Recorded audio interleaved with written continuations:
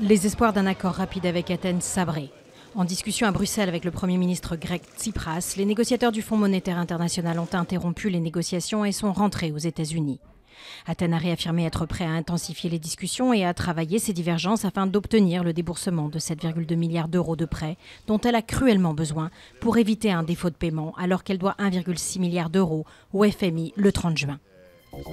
Andreas Lubitz, le copilote qui avait précipité au sol un A320 le 24 mars dans les Alpes de Haute-Provence, tuant 149 personnes, avait vu 41 médecins en 5 ans. Une information judiciaire pour homicide involontaire contre X doit prochainement être ouverte. Les juges d'instruction devront déterminer notamment le niveau de connaissance de la compagnie concernant l'état de santé mentale du copilote, a annoncé le procureur de Marseille à l'issue d'une rencontre avec les familles.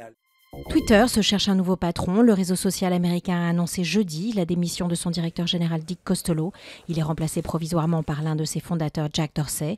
Des rumeurs d'un départ de Costolo avaient déjà circulé ces derniers mois face à la trop lente croissance de son nombre d'utilisateurs. Le groupe, qui n'a toujours pas dégagé le moindre dollar de bénéfices nets, avait en outre enregistré des résultats décevants au premier trimestre et des estimations pour le reste de l'année en dessous des espoirs des analystes.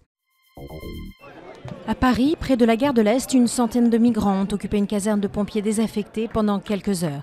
Ils ont finalement quitté les lieux vers 23h après avoir accepté une proposition des responsables de la mairie de Paris de loger 110 personnes dans 4 centres d'hébergement. Les migrants venaient du jardin associatif du Bois d'Ormois où ils avaient trouvé refuge en début de semaine.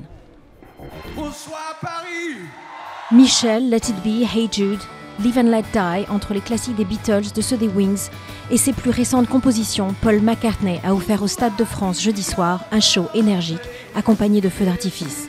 À une semaine de son 73e anniversaire, Paul McCartney a prouvé qu'il pouvait encore faire danser un public de tout âge.